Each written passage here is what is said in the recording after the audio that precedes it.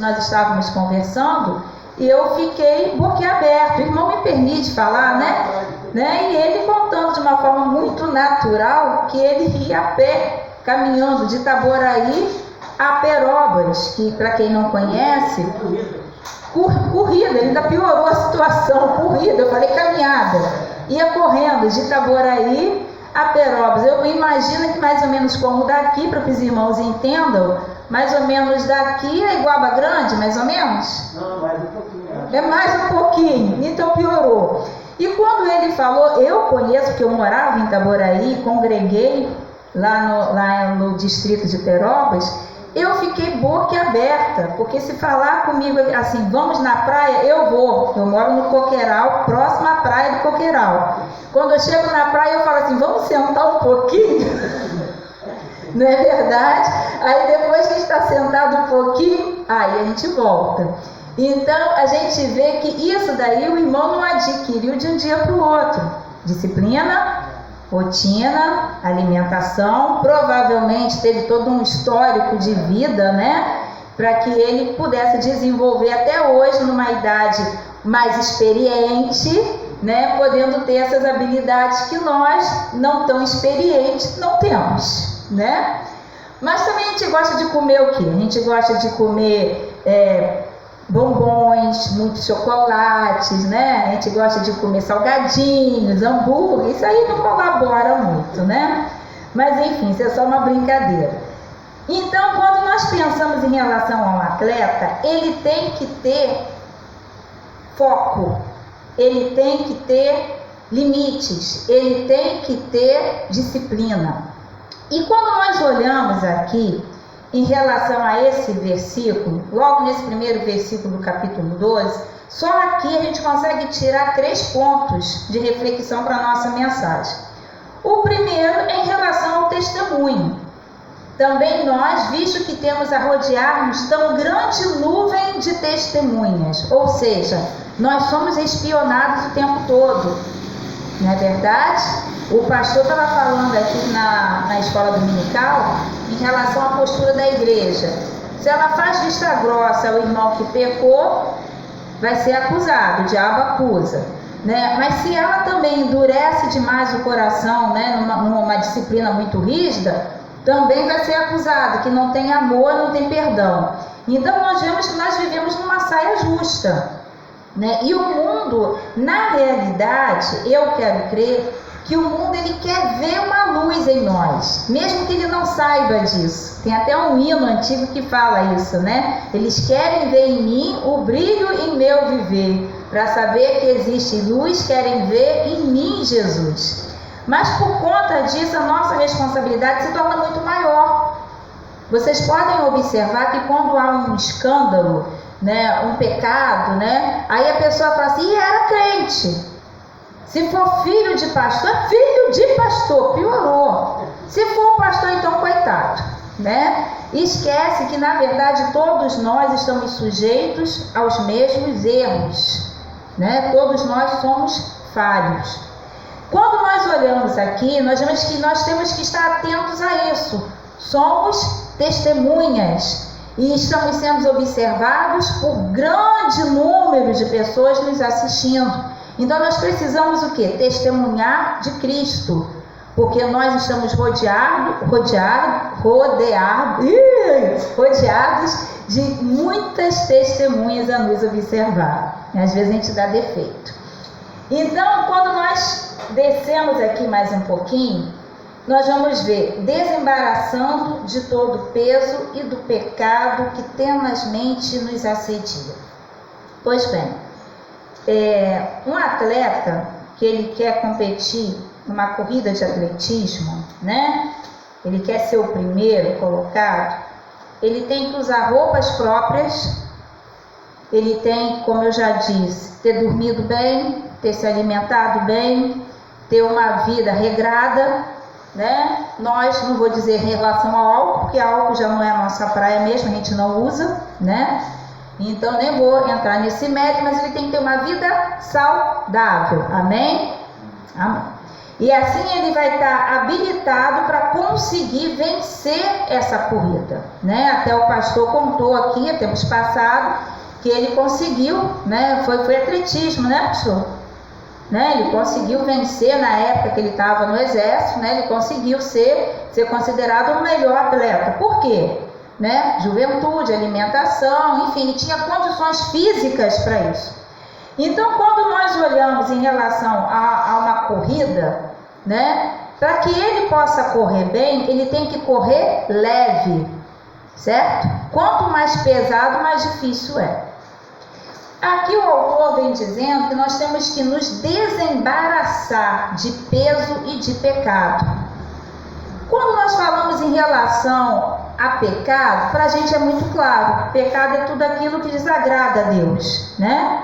Agora, quando nós falamos de peso, vocês sabiam que existem coisas que nos atrapalham e que necessariamente não é um pecado? Existe. Às vezes nós carregamos pesos no nosso coração, é como se nós tivéssemos uma mochila, né? Você pega uma mochila e coloca aquela mochila nas costas e tenta correr com aquela mochila. Dá para correr, nosso atleta, irmão Valdemiro? Não dá, né? O máximo que dá para fazer é o quê? Uma garrafinha de água, não é isso? E você vai em frente. Mas muitas das vezes, nós, na nossa corrida cristã, tentamos correr com mochila. E nessa mochila nós carregamos pesos. Nós carregamos coisas que na realidade nos atrapalham a desenvolver uma corrida saudável, nos atrapalham a chegarmos à frente, nos atrapalham a atingirmos o nosso alvo, né? Que Jesus está lá na frente, Ele é o nosso alvo, Ele é a nossa meta, né? Mas só que nós vamos cansados, vai faltando ar. Por quê? Porque estamos com muito peso. E alguns desses pesos que nós podemos elencar, nós podemos considerar, né, como mágoa, por exemplo. Existem pessoas que elas têm fé, elas têm boa vontade, elas estão na igreja, elas não estão vivendo em pecado, mas elas não conseguem liberar perdão. E elas carregam aquela tristeza, aquela mágoa no coração, e que isso atrapalha para que ela consiga ir além, que ela consiga correr mais, que ela consiga ousar mais. Por quê? Porque toda vez quando ela vai, ela sente aquilo ali pesando no coração. E a sua intimidade com o Senhor não consegue ser plena. Por quê? Porque tem ali algo atrapalhando. Nós vemos também, junto com a mágoa, né? A gente vê mágoa, rancor, amargura, são coisas que andam muito juntos. Tanto é que a Bíblia fala acerca disso, né? Para que não haja nenhuma raiz de amargura, né? Existem também traumas, sabiam disso? O trauma é um pecado? Não, você sofreu aquilo ali. Necessariamente, o trauma nem sempre é uma mágoa, mas é uma limitação que o seu psicológico lança em você por conta de algo que você passou lá atrás. Entende? Então isso ali é uma barreira, né? É algo que vai te limitando e se torna um peso para que você consiga avançar. E nós vamos pegar muitas outras coisas, né? Tem pessoas que são extremamente tímidas, né? E isso daí é um peso, não chega a ser um peso, é uma limitação. Mas se ela não tentar vencer essa limitação e começar a entrar dentro do casco, daquele cascozinho igual da tartaruga, aquilo ali vai começar a entrar como um peso, que ela começa a se sentir menor, menos capaz, menos habilitado, né? E começa a criar barreiras, né? E temos outros pesos, né, que vão se juntando ali e que vão atrapalhando para que você caminhe. E o pecado, que é o peso maior, né? Não há peso maior do que o pecado. Não tem como você querer seguir a Deus, servir a Deus que é santo, se viver em pecado. Infelizmente, amados, existem algumas situações que a pessoa já está com a mente tão cauterizada que ela já não consegue identificar o pecado. E isso aí se torna um mal ainda maior. Por quê? Porque ela está em pecado, mas ela não reconhece que está em pecado. E começa a alimentar o seu próprio eu, como todo mundo faz. Estamos numa outra época, a Bíblia tem que ser contextualizada, eu sou um ser humano e por aí vai. Ou seja, entra como um advogado próprio e começa a camuflar uma situação que precisa ser tratada com o Senhor. Precisa ser colocada no altar de Deus. Precisa ter um quebrantamento, como nós cantamos aqui, quebrantado. Eu preciso ter esse coração quebrantado. Então, se eu quero participar de um atletismo, eu tenho que estar bem alimentada. Como que eu vou me alimentar espiritualmente? Como que eu vou me alimentar espiritualmente? Comendo biscoito que Marcelo vende? Da palavra de Deus, né? Eu vou me alimentar com a palavra de Deus. Mas é assim, eu fecho o olho, abro, e Judas saiu e foi se enforcar. Eu vou me alimentar assim? Não. Eu vou me alimentar no dia a dia, né? Eu vou pegar ali e vou ler, eu vou seguir uma sequência, eu vou trazer aquilo ali para a minha vida. Eu preciso reconhecer que eu preciso melhorar. Todos nós precisamos melhorar. Você pode ter lido a Bíblia 10 vezes, você pode saber que ainda é pouco. E quando você for ler pela 11ª, você vai achar algo novo, porque nós precisamos melhorar a cada dia. Então, se eu estou numa corrida, eu preciso estar com boa alimentação da palavra de Deus, de oração. Participar do culto é importante também, é importante. Mas principalmente eu preciso estar orando e lendo a palavra. É essencial isso. Porque senão eu vou ficar fraca. Eu vou ficar sem alimentação. E alguém fraco consegue correr?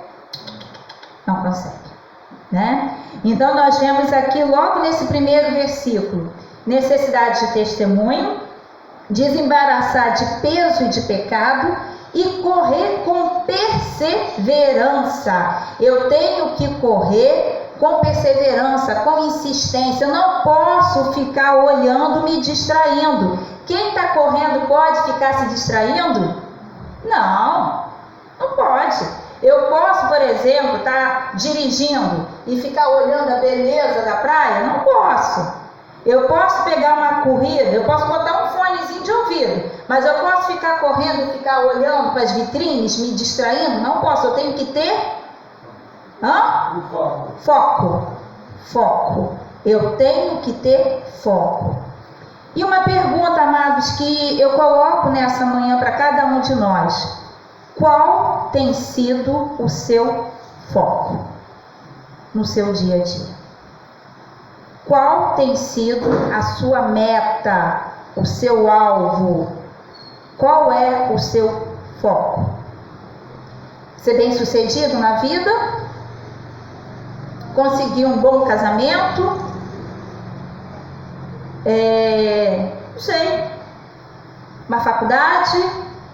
Se tornar um empresário? Conseguir uma promoção no seu emprego?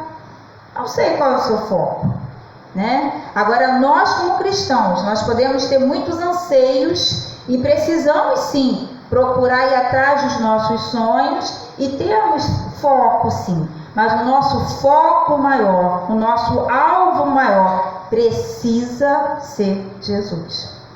Porque senão nós vamos nos distrairmos. E quando nós vermos, ao invés de nós estarmos em linha reta, nós vamos estar lá para o outro lado. Muitas pessoas com boa fé se perderam atrás do dinheiro, por exemplo. Né? Buscando, e quando vão ver já estão tão distantes que já não tem tempo de ir para a igreja. Será que é essa a vontade de Deus? Não. Então nós precisamos entender que o nosso foco, o nosso alvo é Jesus.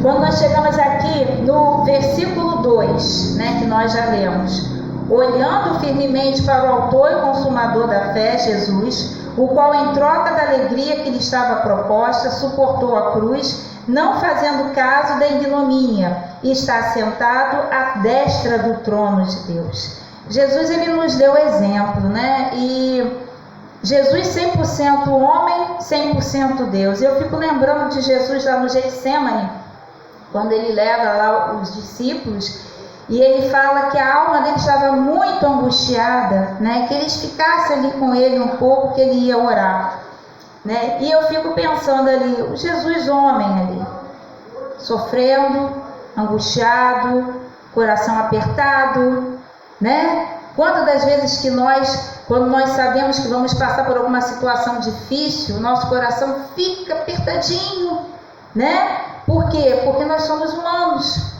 E nós vemos Jesus ali sofrendo, e sofrendo sozinho, porque os amigos dormiram.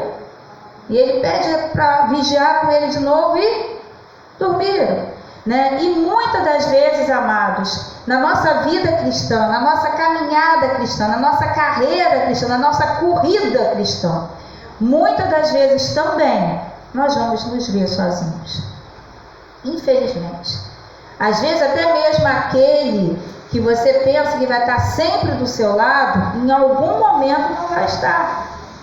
E você vai ter que olhar para cima, né? Porque Jesus vai estar ao seu lado sempre, em toda e qualquer situação, né? E seja na saúde ou seja na doença, é para Ele que nós temos que olhar e nos espelharmos nele, sabendo que os sofrimentos que Ele passou, não de forma alguma, né? Nós nunca vamos poder passar por algo que compare ao que Ele passou por nós. Queridos, quando nós pensamos, voltando agora para a parte que a gente está falando, né, sobre esporte, né? Quando nós pensamos aqui, quem gosta de futebol aqui? Alguém gosta? Ah, olha, a irmã Gilce gosta de futebol. Olha só, hein? Gostei de ver, irmão Gilce, hein? Olha, tem mais alguém que gosta de futebol? Caio gosta de futebol, Marcelo, né? Muita gente gosta de futebol, não Valdeir, quase todo mundo gosta, né? Muito bem, eu gosto um pouquinho, eu gosto de ver gol. Né? Mas então, quando nós pensamos em relação ao futebol, nós podemos pegar aqui 3 grupos distintos. Claro que poderíamos pegar mais, mas vamos pegar só 3. Nós temos ali, posso dizer vocês, torcedores, flamenguistas,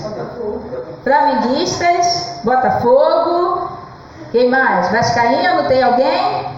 Ninguém? Então abaixa a mão também, né? Então nós temos ali os torcedores, né? Que torcem, que sofrem, que junta a galera ali para estar ali na hora do gol e grita, né? É aquela pipoca com guaraná gostoso, né? Aquela alegria toda, biscoitinho amanteigado, né?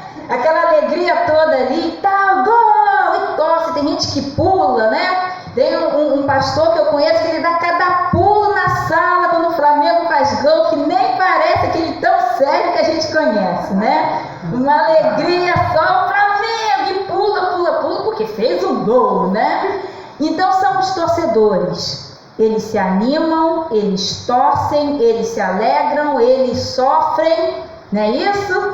Eles comemoram, né? Mas eles não estão jogando nada, né? Eles só estão ali na torcida, né? Nós temos um outro grupo, que são o auditório, né? A plateia. Aqueles que ficam assistindo ali na arquibancada, né? Vão de repente acompanhando, mas eles... venceu, que legal, né? Venceu, mas se perdeu também, não faz muita diferença, né? Porque, mas foi bom, o importante é participar, não é isso? Não, foi para a 3ª divisão, não, mas um dia eles conseguem subir, né? Então, eles estão ali assistindo, eles gostam do espetáculo. Eles gostam de estar ali presenciando o espetáculo, mas não faz muita diferença se ganhou ou perdeu, não, né? E nós temos aqueles que são quantos mesmo jogadores, que eu não sou muito boa de futebol. Quantos jogadores que estão lá no campo? 11. Na reserva tem uma turminha lá também, não tem? 4, né? Então vamos lá. Então a gente pode jogar aí 14 ao todo, mais ou menos. Me ajuda que eu não sei. Então vamos lá, tá os 11 lá. Aí os 11 vai lá e corre, vem outro, dá uma pernada, aí vem lá o pessoal lá, passa remédio na perna, o cara sai de lá, se arrebenta todo, e soa, e camisa toda suada, e vai, faz o gol, e aquela alegria toda e tal. Aí venceu o time. Aí todo mundo torce, né? Quantos foram que jogaram? 11. Né? Vamos até deixar o reserva lá quietinho lá, que o reserva ficou junto com os torcedores se não for convocado, né? Então nós vemos que na realidade quem jogou foram 11 de cada time, correto? Na igreja, amados, infelizmente às vezes acontece um pouco isso também, não 11 só, não estou dizendo isso. Mas você tem um grupo que veste a camisa, que soa a camisa, que corre para um lado e corre para o outro, vai para a prorrogação, né? E vai, quando a coisa está quase acabando, o time está quase perdendo, conseguem dar a volta e conseguem a vitória, aquela alegria, e se unem, e se abraçam. Tem aquele time que está ali sempre junto, né? Seja no preparo, porque para poder estar jogando, o que a gente falou antes? Preparo. Então eles preparam antes, eles jogam ali, né? E eles têm que ter aquela vida ali regrada para poder ter vitória. Temos aquele outro grupo na igreja que torcem. Eles gostam de ver os solos, eles choram na hora da mensagem, às vezes, né? Eles admiram o pastor, gostam do ministério infantil, mas quando são convocados para fazer alguma coisa, eles não podem. Não podem. Mas eles falam, não, mas eu vou estar orando pela irmã. Eu vou estar orando, eu vou estar com você em espírito. Né? Normalmente usam até essa expressão, né? Como se o espírito pudesse sair do corpo. Né? E não pode, eu vou estar com você em oração, né? Mas você vê que são torcedores. Né? E na igreja, infelizmente, acontece isso. Nós temos um grupo pequeno que veste a camisa, que corre atrás, que faz o gol, que vence a partida. Você tem um grupo um pouco maior que torce. Não vou dizer que o torcedor não tem importância, não, que ele tem muita importância. Ele torce, ele incentiva, entendeu? No caso da vida cristã, ele ora pela pessoa, mas ele não se compromete. Ele prefere ficar ali na retaguarda, entendeu? Ele às vezes até oferta. Não, eu vou te dar uma ajuda para o trabalho, mas ele não faz. Ele não se engaja, ele não quer compromisso, ele não quer ter aquela responsabilidade que vão cobrar dele se ele não fizer. Então ele quer ficar assim, se der eu vou, se não der eu não vou, né? E ele fica naquela classe ali de torcedor. E você tem aqueles, como eu falei, que é a plateia, né? Que infelizmente também existem. Eles vão aos cultos, normalmente noturnos, sentam, assistem e de lá saem. Né? E se limitam simplesmente, a mensagem foi boa, a mensagem não foi boa, eu gosto quando é o pastor que prega tal, eu gosto quando é fulano, né? E acabou ali, segunda-feira seguem a vida normal, né? Aí eu vejo assim, em qual grupo que eu estou? Em qual grupo que você está? Quando você olha em relação a essa metáfora, né, que eu usei, né? Eu usei aqui uma metáforazinha para a gente poder, de uma forma mais lúdica, né, podermos nos enquadrarmos dentro de um assunto tão sério, que é a mensagem que nós estamos transmitindo nessa manhã. Em qual grupo que eu estou? Eu estou com a camisa de Cristo? Eu estou com a camisa dele? Eu estou na torcida? Estou lá, vai, né? Ou eu estou simplesmente assistindo? Se der, eu vou ao culto. Ih, tá chovendo, né? Não, hoje eu vou deixar para domingo que vem, né? Ah, você vai na programação tal? Não vou não, eu já fui no domingo tal, não vou deixar para o outro, né? E você vê que é uma vida de tanto faz. É uma vida de auditório, de telespectador, né? É uma vida que não está pensando que em breve Cristo vem. E Cristo é o autor e consumador da nossa fé. E Ele nos convidou para participar de uma corrida, de uma vida cristã. E como eu estou correndo. Então, queridos, quando nós chegamos aqui no versículo 3, né, de Hebreus ainda, capítulo 12. Considerai, capítulo 12, versículo 3. Considerai, pois, atentamente, com atenção, aquele que suportou tamanha oposição dos pecadores contra si mesmo, para que não vos fatigueis, desmaiando em vossa alma. Seguir a Jesus é fácil? Não. Porque enquanto nós estamos jogando, né? Pegando a analogia aqui do futebol, né? Sempre tem aquele que fala lá, sabe fazer nada. Se está cantando, desafinado, Se está tocando, por que não aprende a tocar primeiro para depois tocar na igreja? Estou falando mentira, irmãos? Estou nada. É assim que funciona, né? Aí vai o irmãozinho às vezes lá pregar, cai o sermão para um lado, cai para o outro, né? Ou então vai lá a esposa do pastor pregar, engasga no rodear, diz que não sai a palavra de jeito nenhum, né? Aí a pessoa vai, né? Será que é esse o nosso papel? Por que não? Porque nós somos um time só, o time de Cristo, a igreja de Cristo, e que estamos aqui na face da terra para cumprirmos a nossa missão, para corrermos a nossa corrida que Jesus propôs para cada um de nós. E vamos ter opositores, vamos ter pessoas que vão tentar jogar pedra pelo caminho, vão tentar fazer você desistir, entendeu? Mas você tem que olhar para o autor e consumador da fé. Seja você jovem, criança, adulto, ancião, não importa. Deus tem um propósito na sua vida. E em breve Cristo vem. E quando Ele voltar, Ele quer encontrar uma igreja preparada. Uma igreja limpa, pura, santificada. E para isso, amados, eu preciso pagar um preço. A salvação, ela foi dada por graça, mas ela não foi de graça. E vamos abrir lá em primeira carta de Paulo aos Coríntios, capítulo 9. E nós vamos ver aqui Paulo, aqui é Paulo mesmo, falando lá no capítulo 9 de Coríntios, a partir do versículo 24. E ele está dando uma palavra de ânimo para aquele povo, e usando exatamente essa questão do esporte, que para eles, para aquele povo, era algo muito conhecido, né? Coisa milenar, né? Que a gente vê até aquelas estátuas do passado, e eles conheciam muito essa questão do corpo, né? Da corrida, né? Dos louros, né? Das competições.